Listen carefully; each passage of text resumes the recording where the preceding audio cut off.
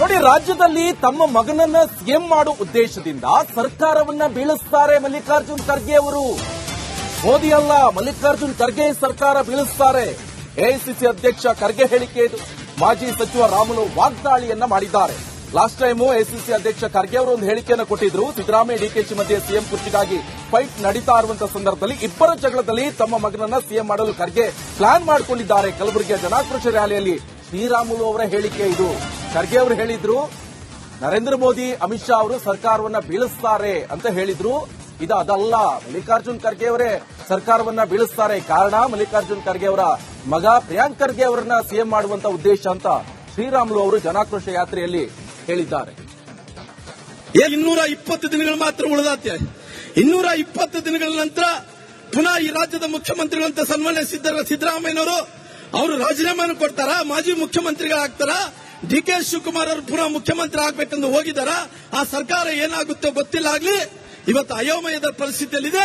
ಇವತ್ತು ಖರ್ಗೆ ಅವರು, ದೊಡ್ಡ ಖರ್ಗೆ ಅವರು ಹೇಳ್ತಾ ಇದ್ರು, ಮೋದಿ ಸಾಹೇಬ್ರೇನೋ ಈ ಸರ್ಕಾರವನ್ನು ಬೆಳೆಸಬೇಕಂದೇಳಿ ಪ್ರಯತ್ನ ಮಾಡ್ತಾ ಇದ್ದಾರಂತೆ. ಮೋದಿ ಸಾಹೇಬ್ರಿಗೆ ಏನು ಕರ್ಮ ಬಿದ್ದಿದೇನ್ರಿ ಈ ಸರ್ಕಾರ ಬೆಳೆಸೋಕ್ ಸಲುವಾಗಿ? ನಿಮ್ಮಲ್ಲಿ ತೊಂದರೆ ಮಾಡ್ಕೊಂಡು ಬಿದ್ರೆ ಅದು ಮೋದಿ ಸಾಹೇಬ್ರ ಮೇಲೆ ಹಾಕ್ಬೇಕಂತ ನೋಡ್ತಾ ಇದ್ರಿ. ಖರ್ಗೆ ಸಾಹೇಬ್ರು, ದೊಡ್ಡ ಖರ್ಗೆ ಸಾಹೇಬ್ರದೊಂದು ಪ್ಲಾನ್ ಐತೆ. ಏನಂದ್ರೆ ಅವು ಇಬ್ರು ಜಗಳ ಮಾಡ್ತಾರೆ, ಗಂಡ ಹೆಂಡತಿ ತರ ಜಗಳ ಮಾಡ್ಕೊಂತ ಇದ್ರಲ್ಲ.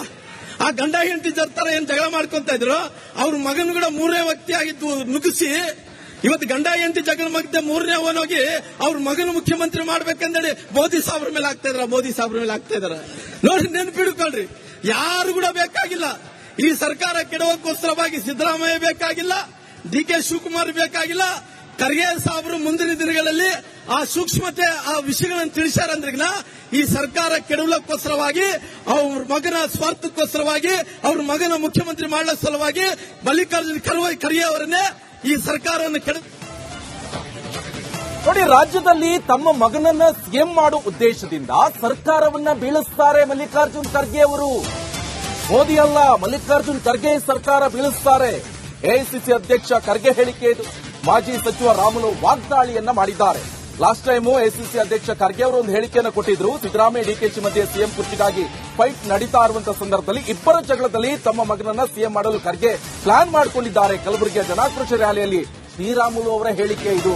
ಖರ್ಗೆ ಅವರು ಹೇಳಿದ್ರು, ನರೇಂದ್ರ ಮೋದಿ ಅಮಿತ್ ಶಾ ಅವರು ಸರ್ಕಾರವನ್ನ ಬೀಳಿಸ್ತಾರೆ ಅಂತ ಹೇಳಿದ್ರು. ಇದು ಅದಲ್ಲ, ಮಲ್ಲಿಕಾರ್ಜುನ್ ಖರ್ಗೆ ಅವರೇ ಸರ್ಕಾರವನ್ನ ಬೀಳಿಸ್ತಾರೆ. ಕಾರಣ ಮಲ್ಲಿಕಾರ್ಜುನ್ ಖರ್ಗೆ ಅವರ ಮಗ ಪ್ರಿಯಾಂಕ್ ಖರ್ಗೆ ಅವರನ್ನ ಸಿಎಂ ಮಾಡುವಂತ ಉದ್ದೇಶ ಅಂತ ಶ್ರೀರಾಮುಲು ಅವರು ಜನಾಕ್ರೋಶ ಯಾತ್ರೆಯಲ್ಲಿ ಹೇಳಿದ್ದಾರೆ. 220 ದಿನಗಳು ಮಾತ್ರ ಉಳಿದಾತೆ. 220 ದಿನಗಳ ನಂತರ ಪುನಃ ಈ ರಾಜ್ಯದ ಮುಖ್ಯಮಂತ್ರಿಗಳಂತ ಸನ್ಮಾನ್ಯ ಸಿದ್ದರಾಮಯ್ಯನವರು ಅವರು ರಾಜೀನಾಮೆಯನ್ನು ಕೊಡ್ತಾರ, ಮಾಜಿ ಮುಖ್ಯಮಂತ್ರಿಗಳಾಗ್ತಾರ. ಡಿಕೆ ಶಿವಕುಮಾರ್ ಅವರು ಪುನಃ ಮುಖ್ಯಮಂತ್ರಿ ಆಗ್ಬೇಕೆಂದು ಹೋಗಿದಾರ. ಆ ಸರ್ಕಾರ ಏನಾಗುತ್ತೋ ಗೊತ್ತಿಲ್ಲ. ಆಗ್ಲಿ ಇವತ್ತು ಅಯೋಮಯದ ಪರಿಸ್ಥಿತಿಯಲ್ಲಿದೆ. ಇವತ್ತು ಖರ್ಗೆ ಅವರು, ದೊಡ್ಡ ಖರ್ಗೆ ಅವರು ಹೇಳ್ತಾ ಇದ್ರು, ಮೋದಿ ಸಾಹೇಬ್ರೇನೋ ಈ ಸರ್ಕಾರವನ್ನು ಬೆಳೆಸಬೇಕಂದೇಳಿ ಪ್ರಯತ್ನ ಮಾಡ್ತಾ ಇದ್ದಾರಂತೆ. ಮೋದಿ ಸಾಹೇಬ್ರಿಗೆ ಏನು ಕರ್ಮ ಬಿದ್ದಿದೇನ್ರಿ ಈ ಸರ್ಕಾರ ಬೆಳೆಸೋಕ್ ಸಲುವಾಗಿ? ನಿಮ್ಮಲ್ಲಿ ತೊಂದರೆ ಮಾಡ್ಕೊಂಡು ಬಿದ್ರೆ ಅದು ಮೋದಿ ಸಾಹೇಬ್ರ ಮೇಲೆ ಹಾಕ್ಬೇಕಂತ ನೋಡ್ತಾ ಇದ್ರಿ. ಖರ್ಗೆ ಸಾಹೇಬ್ರು, ದೊಡ್ಡ ಖರ್ಗೆ ಸಾಹೇಬ್ರದೊಂದು ಪ್ಲಾನ್ ಐತೆ. ಏನಂದ್ರೆ ಅವು ಇಬ್ರು ಜಗಳ ಮಾಡ್ತಾರೆ, ಗಂಡ ಹೆಂಡತಿ ತರ ಜಗಳ ಮಾಡ್ಕೊಂತ ಇದ್ರಲ್ಲ. ಆ ಗಂಡ ಹೆಂಡತಿ ತರ ಏನ್ ಜಗಳ ಮಾಡ್ಕೊಂತ ಇದ್ರು, ಅವ್ರ ಮಗನ ಕೂಡ ಮೂರನೇ ವ್ಯಕ್ತಿ ಆಗಿದ್ದು ನುಗ್ಗಿಸಿ ಇವತ್ತು ಗಂಡ ಹೆಂಡತಿ ಜಗಳ ಮಧ್ಯೆ ಮೂರನೇ ಅವನೋಗಿ ಅವ್ರ ಮಗನ ಮುಖ್ಯಮಂತ್ರಿ ಮಾಡ್ಬೇಕಂದೇಳಿ ಮೋದಿ ಸಾಹೇಬ್ರ ಮೇಲೆ ಆಗ್ತಾ ಇದಾರ. ನೋಡಿ, ನೆನಪಿಡ್ಕೊಳ್ರಿ, ಯಾರು ಕೂಡ ಬೇಕಾಗಿಲ್ಲ. ಈ ಸರ್ಕಾರ ಕೆಡವಕ್ಕೋಸ್ಕರವಾಗಿ ಸಿದ್ದರಾಮಯ್ಯ ಬೇಕಾಗಿಲ್ಲ, ಡಿಕೆ ಶಿವಕುಮಾರ್ ಬೇಕಾಗಿಲ್ಲ. ಖರ್ಗೆ ಸಾಹೇಬರು ಮುಂದಿನ ದಿನಗಳಲ್ಲಿ ಆ ಸೂಕ್ಷ್ಮತೆ, ಆ ವಿಷಯಗಳನ್ನು ತಿಳಿಸ್ಯಾರಂದ್ರಿಗಿನ ಈ ಸರ್ಕಾರ ಕೆಡವಲಕ್ಕೋಸ್ಕರವಾಗಿ, ಅವ್ರ ಮಗನ ಸ್ವಾರ್ಥಕ್ಕೋಸ್ಕರವಾಗಿ, ಅವ್ರ ಮಗನ ಮುಖ್ಯಮಂತ್ರಿ ಮಾಡಲ ಸಲುವಾಗಿ ಮಲ್ಲಿಕಾರ್ಜುನ್ ಖರ್ಗೆ ಅವರನ್ನೇ ಈ ಸರ್ಕಾರವನ್ನು ನೋಡಿ, ರಾಜ್ಯದಲ್ಲಿ ತಮ್ಮ ಮಗನನ್ನ ಸಿಎಂ ಮಾಡೋ ಉದ್ದೇಶದಿಂದ ಸರ್ಕಾರವನ್ನ ಬೀಳಿಸ್ತಾರೆ ಮಲ್ಲಿಕಾರ್ಜುನ್ ಖರ್ಗೆ ಅವರು. ಮೋದಿ ಅಲ್ಲ, ಮಲ್ಲಿಕಾರ್ಜುನ್ ಖರ್ಗೆ ಸರ್ಕಾರ ಬೀಳಿಸ್ತಾರೆ. ಎಐಸಿಸಿ ಅಧ್ಯಕ್ಷ ಖರ್ಗೆ ಹೇಳಿಕೆ ಇದು. ಮಾಜಿ ಸಚಿವ ರಾಮುಲು ವಾಗ್ದಾಳಿಯನ್ನ ಮಾಡಿದ್ದಾರೆ. ಲಾಸ್ಟ್ ಟೈಮ್ ಎಐಸಿಸಿ ಅಧ್ಯಕ್ಷ ಖರ್ಗೆ ಅವರು ಒಂದು ಹೇಳಿಕೆಯನ್ನು ಕೊಟ್ಟಿದ್ರು. ಸಿದ್ದರಾಮಯ್ಯ ಡಿಕೆಶಿ ಮಧ್ಯೆ ಸಿಎಂ ಕುರ್ಚಿಗಾಗಿ ಫೈಟ್ ನಡೀತಾ ಇರುವಂತಹ ಸಂದರ್ಭದಲ್ಲಿ ಇಬ್ಬರ ಜಗಳದಲ್ಲಿ ತಮ್ಮ ಮಗನನ್ನ ಸಿಎಂ ಮಾಡಲು ಖರ್ಗೆ ಪ್ಲಾನ್ ಮಾಡಿಕೊಂಡಿದ್ದಾರೆ. ಕಲಬುರಗಿಯ ಜನಾಕ್ರೋಶ ರ್ಯಾಲಿಯಲ್ಲಿ ಶ್ರೀರಾಮುಲು ಅವರ ಹೇಳಿಕೆ ಇದು. ಖರ್ಗೆ ಅವರು ಹೇಳಿದ್ರು, ನರೇಂದ್ರ ಮೋದಿ ಅಮಿತ್ ಶಾ ಅವರು ಸರ್ಕಾರವನ್ನ ಬೀಳಿಸ್ತಾರೆ ಅಂತ ಹೇಳಿದ್ರು. ಇದು ಅದಲ್ಲ, ಮಲ್ಲಿಕಾರ್ಜುನ್ ಖರ್ಗೆ ಅವರೇ ಸರ್ಕಾರವನ್ನ ಬೀಳಿಸ್ತಾರೆ. ಕಾರಣ ಮಲ್ಲಿಕಾರ್ಜುನ್ ಖರ್ಗೆ ಅವರ ಮಗ ಪ್ರಿಯಾಂಕ್ ಖರ್ಗೆ ಅವರನ್ನ ಸಿಎಂ ಮಾಡುವಂತ ಉದ್ದೇಶ ಅಂತ ಶ್ರೀರಾಮುಲು ಅವರು ಜನಾಕ್ರೋಶ ಯಾತ್ರೆಯಲ್ಲಿ ಹೇಳಿದ್ದಾರೆ. 220 ದಿನಗಳು ಮಾತ್ರ ಉಳಿದಾತೆ. 220 ದಿನಗಳ ನಂತರ ಪುನಃ ಈ ರಾಜ್ಯದ ಮುಖ್ಯಮಂತ್ರಿಗಳಂತ ಸನ್ಮಾನ್ಯ ಸಿದ್ದರಾಮಯ್ಯನವರು ಅವರು ರಾಜೀನಾಮೆಯನ್ನು ಕೊಡ್ತಾರಾ, ಮಾಜಿ ಮುಖ್ಯಮಂತ್ರಿಗಳಾಗ್ತಾರ, ಡಿ.ಕೆ. ಶಿವಕುಮಾರ್ ಅವರು ಪುನಃ ಮುಖ್ಯಮಂತ್ರಿ ಆಗ್ಬೇಕೆಂದು ಹೋಗಿದಾರ.